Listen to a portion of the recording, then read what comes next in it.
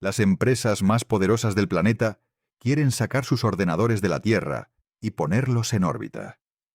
No es una idea de un futuro lejano, ni una fantasía de novela. Google ya tiene un proyecto en marcha, con fecha de lanzamiento. SpaceX ha pedido permiso oficial para poner en órbita hasta 1 millón de satélites que funcionarían como servidores. Y una empresa más pequeña ya ha hecho algo que suena a ciencia ficción. Puso un chip de inteligencia artificial en el espacio y entrenó con él un modelo, ahí arriba, flotando. Detente un momento, porque la pregunta obvia es ¿por qué?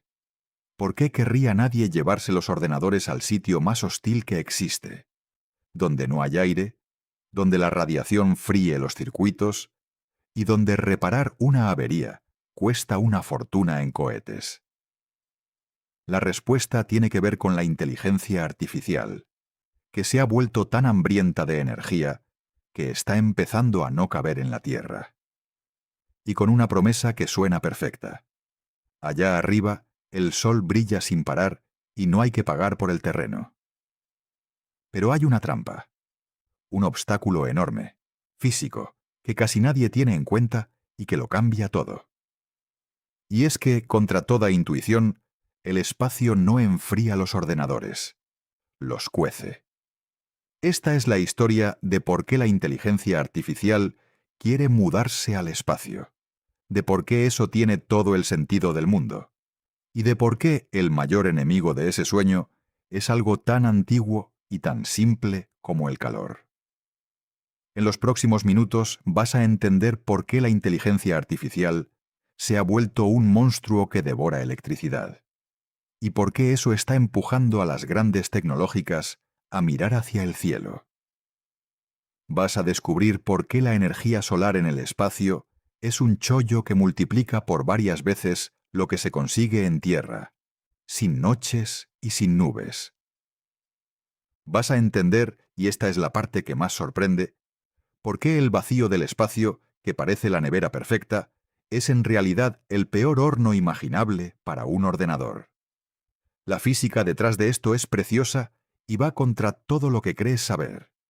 Y al final vas a ver quién está intentando esto de verdad ahora mismo, con qué planes, y por qué la pregunta de si el cerebro de la inteligencia artificial acabará orbitando sobre nuestras cabezas se va a decidir por algo que estudiamos en el colegio. Empecemos por el problema que está aquí abajo, en la Tierra. La inteligencia artificial que ha aparecido en los últimos años funciona gracias a unas instalaciones enormes llamadas centros de datos. Son edificios repletos de ordenadores especializados, miles y miles de ellos, trabajando en paralelo. Ahí es donde se entrenan y se ejecutan los modelos de inteligencia artificial que tanto se usan hoy. Para hacerte una idea de la escala, cuando le escribes algo a una de estas inteligencias artificiales y te responde, esa respuesta no se genera en tu teléfono ni en tu ordenador. Se genera en uno de esos centros de datos, que puede estar a cientos de kilómetros, en una nave llena de máquinas potentísimas dedicadas a hacer los cálculos. Multiplica eso por los cientos de millones de personas que usan estas herramientas cada día, y por los cálculos monstruosos que hace falta para entrenarlas en primer lugar, y empieza a saber el tamaño del asunto. Y esos centros de datos tienen un apetito difícil de exagerar. Consumen 3 cosas en cantidades gigantescas. La primera es electricidad. Un solo centro de datos grande puede consumir tanta energía como una ciudad entera. Y a medida que la inteligencia artificial crece, la demanda se dispara tan rápido que las redes eléctricas de muchos países están empezando a no dar abasto. La red se satura. La segunda es agua. Puede sonar raro, pero esos ordenadores generan tantísimo calor que hay que refrigerarlos constantemente. Y una de las formas de hacerlo es con agua. Los grandes centros de datos consumen enormes cantidades de agua solo para no derretirse. Y la tercera es terreno. Estas instalaciones son inmensas y ocupan mucho suelo, a menudo cerca de ciudades, compitiendo por un espacio que es caro y escaso. Electricidad, agua y terreno. Tres recursos que en la Tierra son limitados, y por los que la inteligencia artificial compite cada vez con más fuerza. El problema no está solo en que la IA sea cara. Está en que choca contra los límites físicos del planeta. Y aquí es donde a alguien se le ocurrió mirar hacia arriba. No hay que competir por el terreno, porque la órbita es inmensa y está vacía. No hay que gastar agua, porque el planteamiento no la necesita de la misma manera. Y la electricidad, que es el recurso más crítico, resulta que en el espacio es casi ilimitada y gratis, gracias al Sol. Esa es la promesa que ha desatado esta carrera. Subir los ordenadores a donde el Sol nunca se pone, donde no hay que quitarle el sitio a nadie, y dejar que la propia física resuelva los problemas que en tierra nos ahogan. Suena perfecto. Y la primera parte, la de la energía, realmente lo es. Es la segunda parte, la del calor, donde el sueño se topa con la realidad. Pero vamos por orden, porque la ventaja energética es espectacular, y hay que entenderla bien. En la Tierra, la energía solar tiene un problema evidente. Es intermitente y débil. Es intermitente porque el sol se pone. Cada noche, durante horas, tus paneles solares no producen nada. Y aunque sea de día, si hay nubes o niebla, o el ángulo del sol es bajo, la producción cae. Un panel solar en tierra pasa buena parte de su vida sin dar todo lo que podría. Y es débil porque la atmósfera se interpone. Antes de que la luz del sol llegue a tu panel, ha tenido que atravesar kilómetros de aire que absorbe y dispersa una parte importante de esa energía. Lo que llega al suelo es una versión filtrada y debilitada de la luz que había ahí fuera. Ahora sube ese mismo panel a la órbita, y todos esos problemas se evaporan. En una órbita bien elegida, el satélite está bañado por el Sol prácticamente todo el tiempo. Existe un tipo de órbita sincronizada con la línea que separa el día de la noche en la Tierra, en la que el satélite se mantiene casi siempre a plena luz, sin entrar nunca en la sombra del planeta. Para un ordenador que ahí arriba, no hay noche. El Sol brilla las 24 horas. Y hay que entender cómo funciona esa órbita, porque es un truco elegante. La Tierra siempre tiene una mitad iluminada y una mitad a oscuras, y entre ambas hay una línea, la frontera entre el día y la noche, que va dando la vuelta al planeta a medida que éste gira. Pues bien, se puede colocar un satélite en una órbita que siga siempre esa frontera, deslizándose perpetuamente por la franja del amanecer y el atardecer. Un satélite en esa órbita nunca pasa por el lado nocturno, y por tanto, nunca entra en la sombra de la Tierra. Siempre le da el sol. Es como caminar perpetuamente por la zona de penumbra entre la luz y la oscuridad, sin pisar nunca ninguna de las dos del todo. El satélite vive en un amanecer eterno. Y esa luz es mucho más intensa, porque ya no hay atmósfera que la filtre. El sol pega de lleno con toda su fuerza, sin nubes ni aire, sin nada que le reste energía por el camino. El resultado combinado es asombroso. Un panel solar en el espacio puede generar del orden de 8 veces más energía que ese mismo panel en la superficie de la Tierra. 8 veces. Y además de forma constante, sin las interrupciones de la noche y el mal tiempo. Para una inteligencia artificial, que necesita cómputo constante y por tanto energía constante, esto es el paraíso. Nada de baterías gigantes para aguantar la noche, nada de parar cuando no hay sol. Un flujo continuo y potente de energía, gratis, cayendo del cielo sin descanso. Así que la ventaja energética es real y es enorme. Por eso empresas tan serias como Google se lo están tomando en serio de verdad. Y por eso la idea, que parecía descabellada, ha pasado de las novelas a las salas de reuniones. Suscríbete al canal si te gusta entender la ciencia detrás de las grandes noticias de tecnología, sin exageraciones y con la física bien contada, porque ahora viene el giro que casi nadie te explica. Porque si la energía es tan fácil ahí arriba, la pregunta es ¿por qué no lo hemos hecho ya? Y la respuesta cabe en una sola palabra: calor. Aquí llega la parte que va contra toda tu intuición. Y quiero que la sigas con atención, porque es el corazón de todo el asunto. Si te pregunto qué temperatura hace en el espacio, seguramente dirás que hace un frío extremo. Y tienes razón. El espacio vacío está a unos 270 grados bajo cero.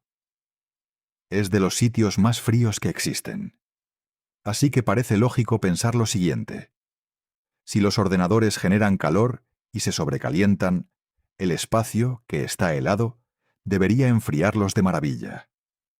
Sería como meter el ordenador en el congelador más grande del universo. Pues es exactamente al revés. En el espacio, un ordenador encendido no se enfría. Se cuece en su propio calor hasta destruirse. Y para entender por qué, tenemos que hablar de las tres maneras que existen de mover el calor de un sitio a otro. La primera forma de mover calor es la conducción. Ocurre cuando dos cosas se tocan. Si agarras una cuchara de metal y la metes en un café caliente, al rato el mango se calienta. El calor ha viajado por contacto, de una parte a otra del metal. Eso es conducción. La segunda forma es la convección. Ocurre a través de un fluido que se mueve, como el aire o el agua. Cuando enciendes una estufa, el aire caliente sube, el frío baja y se forman corrientes que reparten el calor por la habitación. Cuando soplas sobre una sopa caliente, apartas el aire caliente que hay sobre ella y dejas que suba calor nuevo. Eso es convección. El calor se lo lleva un fluido en movimiento. Y la tercera forma es la radiación. Todo cuerpo caliente emite calor en forma de ondas, de radiación infrarroja, que viaja por el espacio vacío sin necesidad de nada que la transporte. Es como notas el calor del sol en la cara, o el de una hoguera, aunque no la toques. Ese calor te llega por radiación. Ahora quédate con esto, porque aquí está la clave. En la Tierra, los ordenadores se refrigeran sobre todo por convección. Se les hace pasar aire o agua por encima, y ese fluido en movimiento se lleva el calor. Es un método rapidísimo y muy eficaz. Por eso los centros de datos están llenos de ventiladores y de tuberías de refrigeración. Y ahora viene el problema. En el espacio hay vacío. No hay aire. No hay ningún fluido. Sin aire ni fluido, la convección es imposible. No puedes soplar calor si no hay nada que soplar. No puedes pasar aire por encima de un chip si no hay aire. La forma de refrigeración más eficaz que usamos en la Tierra, la convección, simplemente no funciona en el vacío. Deja de existir. Y la conducción hacia afuera tampoco sirve, porque no hay nada en contacto con el satélite que se pueda llevar el calor. El satélite está flotando, rodeado de nada. Así que a un ordenador en el espacio solo le queda una vía para deshacerse de su calor: la radiación. Emitirlo en forma de ondas infrarrojas hacia el vacío. Y ese es justo el problema, porque la radiación es una forma lenta e ineficaz de expulsar calor comparada con la convección. Vamos a poner esto en números, porque la diferencia es brutal. En la Tierra, la refrigeración por convección de un centro de datos puede retirar más de 2000 vatios de calor por cada metro cuadrado. Es un chorro potente. En cambio, una superficie que radia calor al espacio, a las temperaturas a las que trabaja un ordenador, apenas consigue expulsar unos 400 vatios por cada metro cuadrado. La convección se lleva el calor a raudales. La radiación lo suelta a cuentagotas. Y hay una ley física que gobierna esto, con un nombre que suena complicado, pero que dice algo sencillo. Cuanto más caliente está una superficie, más calor radia. Y además la relación es muy pronunciada. Subir un poco la temperatura aumenta bastante la radiación. Eso podría parecer una buena noticia, salvo por un detalle. Para radiar mucho, tendrías que poner la superficie muy caliente. Y precisamente, lo que no quieres es que el ordenador esté caliente. Es un callejón sin salida. El chip tiene que estar fresco para funcionar, pero para expulsar su calor por radiación, te vendría bien que estuviera ardiendo. La única salida que queda es la superficie. Como la temperatura la tienes limitada, la otra forma de radiar más calor es tener más metros cuadrados radiando. Y de ahí viene la solución que veremos enseguida. Piénsalo con un ejemplo que tienes en casa. Un termo, de esos que mantienen el café caliente durante horas. Funciona también por una razón muy concreta. Entre sus paredes hay vacío.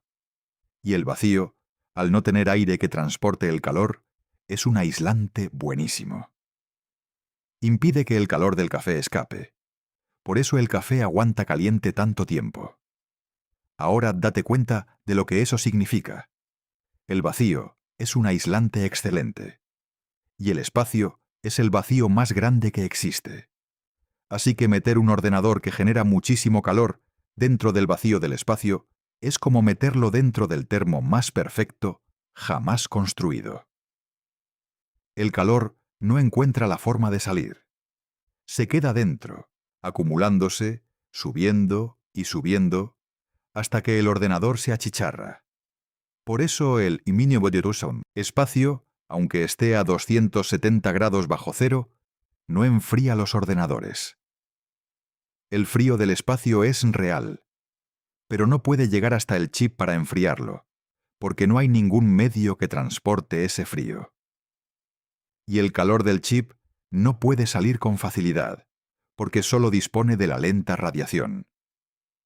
El resultado es un ordenador que se cuece rodeado de un frío que no le sirve de nada. Esta es la gran paradoja de los centros de datos espaciales. El sitio que parecía la nevera perfecta es, en realidad, una trampa térmica. Y por eso la refrigeración, no la informática, es el mayor problema de ingeniería de todo este proyecto. Entonces, ¿cómo piensan resolverlo? Porque si estas empresas siguen adelante, es que tienen un plan para el calor. La solución son los radiadores. Como la única forma de expulsar calor es la radiación, y la radiación depende de la superficie que emite, la respuesta es poner superficies enormes que radien calor al espacio. Grandes paneles, a menudo mucho mayores que los propios ordenadores, dedicados solo a disipar el calor. Cuanta más superficie, más calor se puede radiar. Además, esas superficies se recubren con materiales especiales, diseñados para radiar calor con la máxima eficiencia posible.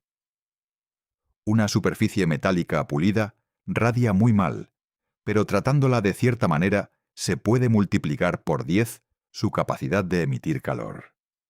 Son trucos de ingeniería para exprimir al máximo la única vía de escape que hay. Hay un detalle curioso en esto. Podrías pensar que un metal brillante y pulido, como el aluminio de un satélite, sería bueno radiando calor. Es al revés.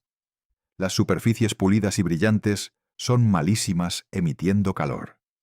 Las superficies que mejor radian son las que mejor absorberían también, como una superficie negra y mate. Por eso los ingenieros tratan el metal de los radiadores, a veces incluso rascándolo con láser a escala microscópica, para convertir una superficie que radiaba el 10% de lo que podría en una que radia casi el 100%. Es la diferencia entre un radiador inútil y uno que salva la nave. Todo este esfuerzo, materiales especiales y superficies enormes, sirve para una sola cosa: exprimir al máximo la lenta radiación, que es lo único que hay. En el espacio no puedes poner un ventilador más grande ni echar más agua. Solo puedes radiar mejor y radiar en más sitios.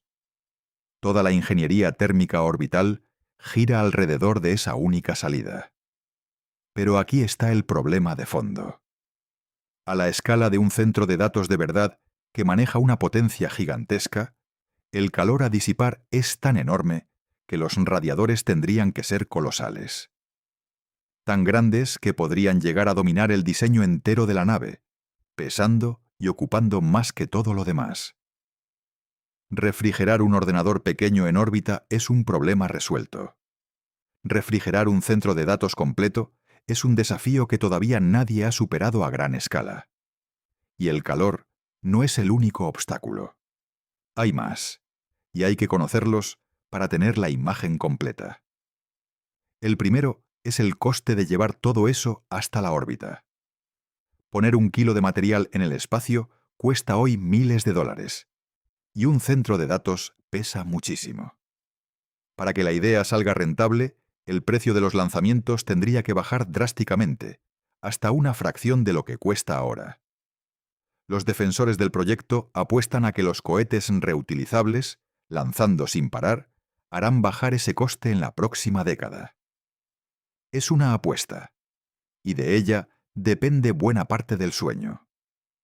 Para que te hagas una idea de la magnitud del reto, algunos cálculos sugieren que el coste de lanzamiento tendría que caer a la 10ª parte o menos de lo que es hoy para que estos centros de datos compitan con los de tierra. Y eso solo se lograría si los cohetes gigantes reutilizables llegaran a lanzarse con una frecuencia altísima, quizá cientos de veces al año, algo que aún no ocurre. Todo el modelo económico se sostiene sobre esa suposición, que volar al espacio se abaratará tanto como para que subir un ordenador cueste poco más que construirlo. Puede que pase, puede que no. Es el gran interrogante de fondo. El segundo problema es la radiación cósmica. Aquí en la superficie, la atmósfera y el campo magnético de la Tierra nos protegen de una lluvia constante de partículas de alta energía que vienen del Sol y del espacio profundo. Ahí arriba, sin esa protección, esas partículas golpean los chips, provocan errores y los van degradando. Los ordenadores del espacio tienen que ser especialmente resistentes, y aún así se estropean antes que en tierra. Y cambiar una pieza rota en órbita dista mucho de abrir una caja y sustituir un componente. Es una operación carísima y complicada. El tercer problema es mover los datos. Un centro de datos tiene que enviar y recibir cantidades ingentes de información. Hacer que esos datos suban y bajen entre los satélites y la Tierra, y viajen entre unos satélites y otros, a la velocidad necesaria, es otro reto técnico enorme. La apuesta aquí son los enlaces por láser, que permiten transmitir muchísima información entre satélites a través del vacío. Ninguno de estos problemas es imposible, pero juntos dan una idea de la magnitud del desafío. No se trata solo de subir unos ordenadores y encenderlos. Es reinventar cómo se alimentan, cómo se refrigeran, cómo se protegen y cómo se comunican, todo a la vez, en el entorno más hostil que conocemos. Y hay un último problema que va más allá de la ingeniería, y que nos afecta a todos. La basura espacial. Poner en órbita cientos, miles, o en el caso más extremo hasta 1 millón de satélites, agrava un problema que ya es serio. La órbita baja de la Tierra se está llenando de objetos, y cada objeto nuevo aumenta el riesgo de choques. Cuando dos objetos chocan a la enorme velocidad a la que viajan en órbita, se rompen en multitud de fragmentos, y cada fragmento se convierte en un nuevo proyectil que puede provocar más choques. Existe un escenario que los científicos toman muy en serio, conocido como síndrome de Kessler. Es una reacción en cadena. Un choque genera fragmentos. Esos fragmentos provocan nuevos choques, que generan aún más fragmentos, en una cascada que podría llenar ciertas órbitas de metralla hasta hacerlas inutilizables. En el peor de los casos, esa capa de escombros podría llegar a dificultar incluso el salir de la Tierra. Para dimensionar el peligro, hay que tener en cuenta la velocidad a la que se mueven los objetos en órbita. Un satélite viaja a unos 28.000 kilómetros por hora. A esa velocidad, hasta un fragmento diminuto, del tamaño de un tornillo, golpea con la fuerza de una bala o más. No hace falta un choque entre dos satélites enteros para causar un desastre. Una simple nube de tuercas y trozos de metal viajando a esa velocidad puede destruir naves y generar, a su vez, más fragmentos. Por eso la cascada da tanto miedo. Cada colisión no suma un problema, lo multiplica. Y hay otro efecto más silencioso.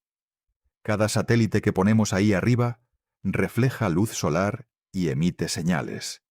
Y las grandes constelaciones de satélites ya están interfiriendo con los telescopios, ensuciando el cielo que los astrónomos necesitan ver limpio. Llenar la órbita de centros de datos empeoraría ese problema. Así que la idea de mudar los ordenadores al espacio, por muy elegante que sea, arrastra una responsabilidad enorme. El cielo sobre nuestras cabezas es un recurso compartido y frágil, y llenarlo tiene consecuencias. Con todo esto sobre la mesa, ¿quién está intentándolo de verdad? Porque a pesar de los obstáculos, esto ya está pasando. Google anunció a finales de 2025 un proyecto llamado Suncatcher, que en español sería algo así como cazador de sol. La idea es lanzar constelaciones de satélites equipados con sus propios chips de inteligencia artificial, alimentados por el sol y comunicados entre sí por láser. No es solo un plan sobre el papel. Google prevé lanzar sus primeros satélites de prueba a principios de 2027, para aprender cómo se comporta el sistema en órbita real. El diseño que ha planteado Google es fascinante. En lugar de un único satélite enorme, imagina un enjambre de decenas de satélites volando en formación cerrada, separados por apenas unos cientos de metros, dentro de una región de aproximadamente 1 kilómetro. Todos juntos, coordinados, funcionando como un solo ordenador repartido por el cielo. Y comunicándose entre ellos mediante haces de luz láser que cruzan el vacío a toda velocidad, en lugar de cables. Mantener esa formación es en sí mismo un desafío de ingeniería tremendo. Los satélites tienen que conservar sus distancias con precisión, corrigiendo constantemente las minúsculas perturbaciones que los empujarían a separarse o a chocar. Es como pedirle a decenas de bailarines que mantengan una coreografía perfecta, sin tocarse, durante años, mientras giran alrededor de la Tierra a miles de kilómetros por hora. El propio responsable de Google lo ha llamado un moonshot, una de esas apuestas enormes y arriesgadas que quizá salgan bien y quizá no. SpaceX, la empresa de cohetes, tiene el plan más ambicioso y desmesurado de todos. Ha solicitado permiso para desplegar una constelación de hasta 1 millón de satélites que funcionarían como un gigantesco centro de datos orbital. 1 millón. La cifra es tan enorme que a muchos les parece descabellada, pero la solicitud es real. Y hay una empresa más pequeña que ya ha dado el paso que suena más increíble de todos. Puso en órbita un chip de inteligencia artificial estándar, de los que se usan en Tierra, y entrenó con él un modelo de lenguaje, ahí arriba, en el espacio. Un experimento pequeño, pero que demuestra que la idea, en su versión mínima, ya funciona. Así que nada de ciencia ficción. Es algo que ya ha empezado, con prototipos reales y fechas concretas. Así que volvamos a la pregunta del principio, ahora que tenemos toda la historia. ¿Por qué querrían las empresas más poderosas del mundo llevarse sus ordenadores al espacio? La respuesta es que la inteligencia artificial se ha vuelto tan devoradora de energía que ya no cabe cómodamente en la Tierra. Y allá arriba, el Sol ofrece una fuente de energía continua, potente y gratuita, sin gastar agua ni terreno. ¿Y por qué no lo hemos hecho ya? Porque el mismo vacío que hace del espacio un lugar tan limpio y silencioso es también un aislante perfecto que impide expulsar el calor. porque los chips se degradan bajo la radiación, porque subir todo eso cuesta una fortuna, y porque llenar la órbita tiene un precio para todos. Hay algo profundamente humano en esta historia. Ante un límite del planeta, la respuesta de estas empresas ha sido intentar salir de él, llevarse el problema a otro sitio. Es la misma ambición que nos llevó a cruzar océanos y a pisar la Luna, aplicada ahora a algo tan cotidiano como dónde guardamos nuestros datos y dónde piensan nuestras máquinas. Y hay una ironía preciosa en el fondo de todo esto. Llevamos décadas soñando con colonizar el espacio, con llevar allí a los seres humanos, con construir hábitats para nosotros entre las estrellas. Y resulta que quizá los primeros habitantes permanentes del espacio no seamos nosotros, sean nuestras máquinas. Ordenadores pensando bajo el sol, en un lugar donde las personas apenas pueden sobrevivir. Puede que el espacio se llene antes de inteligencia artificial que de astronautas. Puede que dentro de unas décadas una parte del cerebro de la inteligencia artificial, esa que usamos cada día, esté literalmente orbitando sobre nuestras cabezas, pensando bajo un sol que nunca se pone. O puede que la termodinámica, ese obstáculo tan viejo y tan terco, acabe manteniendo esos ordenadores firmemente anclados al suelo. Todavía no lo sabemos. Pero hay algo bonito en darse cuenta de que el futuro más avanzado que imaginamos, el de la inteligencia artificial flotando entre las estrellas, no se va a decidir por un problema de informática. Se va a decidir por algo tan antiguo como una hoguera, por cómo se mueve el calor. La física más básica, poniendo límites al sueño más futurista. Suscríbete al canal para seguir mirando el futuro con esta clase de curiosidad, que es a lo que nos dedicamos aquí. Y cuéntame en los comentarios si te gustaría que tus datos, tus fotos, tus mensajes vivieran algún día en un ordenador flotando en el espacio, o si prefieres tenerlos aquí abajo, con los pies en la tierra. Nos vemos en el próximo video.